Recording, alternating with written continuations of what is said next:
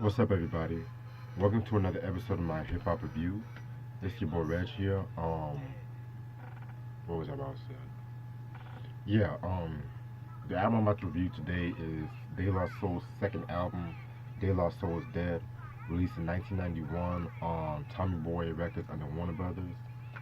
Um, you guys should know De La Soul at this point. I've done a review on Stakes is High, but I'm definitely going to do a re-review on it. And I have also done a review on 3 Feet High and Rising about 2 years ago.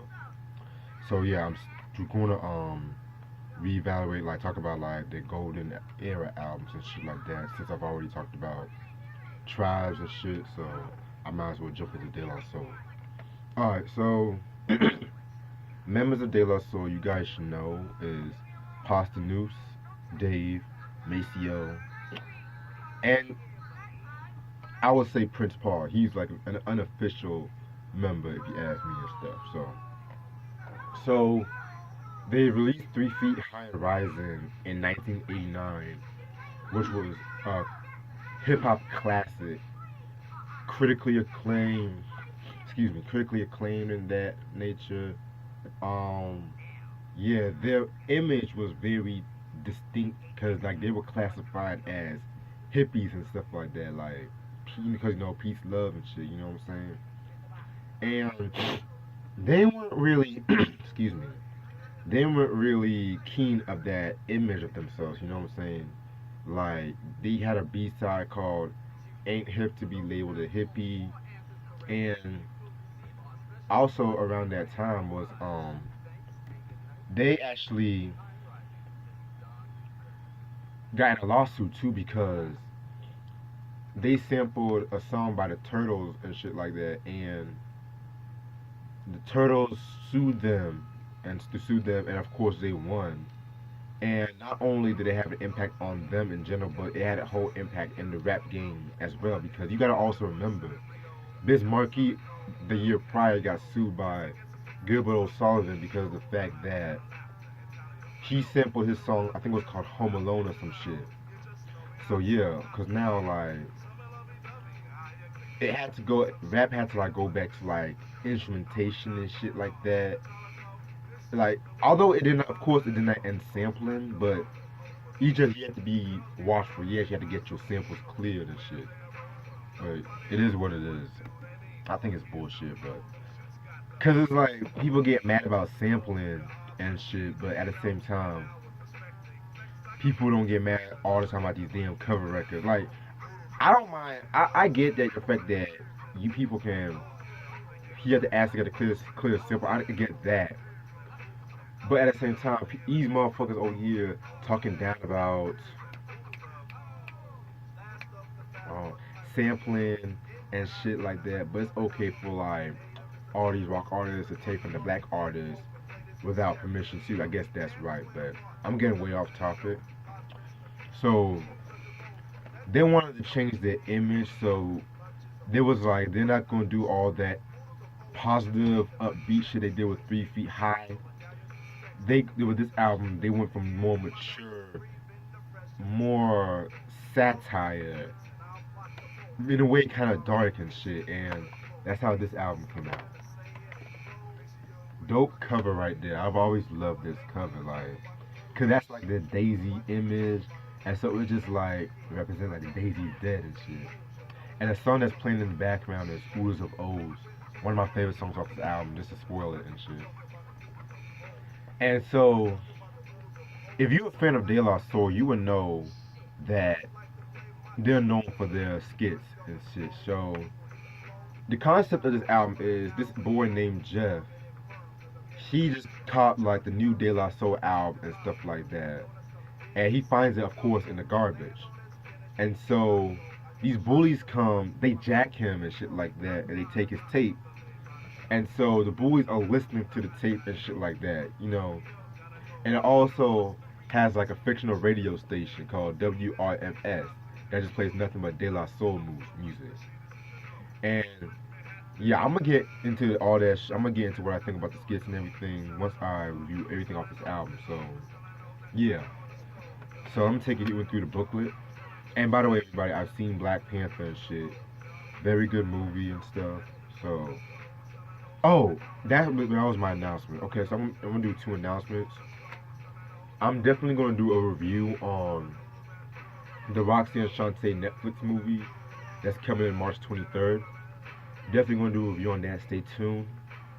I'm also planning on doing a couple of videos. Like, of course, I'm doing the hip hop song video, which is gonna be the next video. I'm probably gonna split that into 4 to 5 series, and I'm definitely gonna do a video about my opinions about the Rock and Roll Hall of Fame. So stay tuned on that. So yeah, let me take you through the booklet. Right here is like a comic book. Yeah, basically talking about like the whole concept of the album, and it's like the whole thanks and shit in the credits. Alright. And this album was produced by De La Soul and Prince Paul. Well, yeah, basically De La Soul. Prince Paul, basically, and shit. So, guest appearances include Q-Tip, Vanilla Mojica, excuse me, and Dress from Black Sheep. So yeah. Alright, so now that we're finally about to review this album, I just have to say this is gonna be one of my best reviews I've done and shit like that. Cause this is a very oh yeah, the singles. Sorry about that. Roller Skating Jam named Saturdays, Ring Ring Ring, Ha Ha Hey, and Millie Porter Pistol on Santa Keeping the Faith. Alright, this is gonna be like one of my best reviews I had the pleasure of covering and shit like that. Cause I'm definitely gonna have. I had like a lot of fun with this. Yeah. Track number one is the intro, basically. Yeah, basically the intro just sets the whole tone of the album. He finds the album in the fucking trash can and in the bully's jacket and shit. And you know they kind of send a couple of shots to Vanilla Ice. So yeah.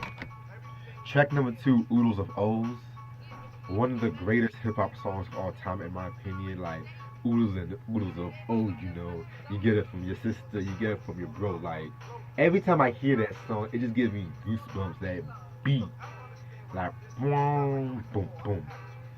Yeah, that was a very dope sample he picked. Like I think it was a Tom Wentz sample and shit. So yeah, basically the point of Oodles of O's is talking about it's just basically like a braggadocio song. But the thing is, every rhyme ends with the letter O and shit like that. Like it's like din din din the fastest every O. It's like Mars and like it had, and it's just that flow. Everyone's flow on that song was so on point. Dove stole the show in my opinion of that song. So like some of the best lines were canoeing up the river or out into the O. You just know me not, so not play the role. Piss with the witness, now I adore. O's got the world cause O's on tour. Like dope wordplay right there. I wish rappers would do shit like that now these days, but it is what it is. Track number three, talking about Hey Love. Oh, and one thing about Oodles of O's, I kind of like how they did it, with how they sequenced that because lyrically, content wise, it sounded like something it could have been on like 3 Feet High, but the production was just so different, like that dark kind of beat. So I felt that was a dope move on their part. But back to talking about Hey Love, that's basically like an interlude slash song. Um, it takes the Stevie Wonder sample and it's just like had like a hip hop beat to it and shit like that. And like the second half of the song, like this girl like is arguing with Pasta News and shit because Pasta News think he's not being faithful towards her, and he's talking about I go all the way to here just to be thankful, but she's talking about how she wants that hate love and shit like that from him. So yeah, so very dope song. Track number four, Peace Porridge. That was like a braggadocio-ish kind of song, I believe. It was okay, but I kind of feel like the beat kind of elevated that song and shit. That's like has to be one of Paul's best beats. Then the skit number one, it kind of takes place where they listen to the album and they're talking about how this song is whack. and shit like that. And then track number 6, you have Johnny's Dead, aka Vincent Manson, live from the BK Lounge. That's like a little piano melody kind of shit. Just them going crazy on the piano and just saying some weird shit. That was very cool. Track number 7, a roller skating jam named Saturday, featuring Q-Tip and Veneer Mojita. Um, that's one of my favorite De La Soul songs of all time. Very classic song.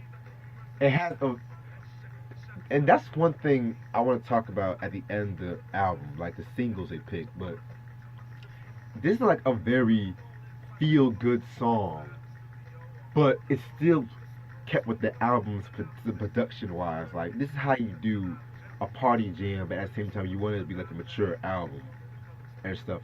And I feel like many rappers like today, not even like even today, but back in the day too, they always wanted to have that one party record, and it could be considered like a mature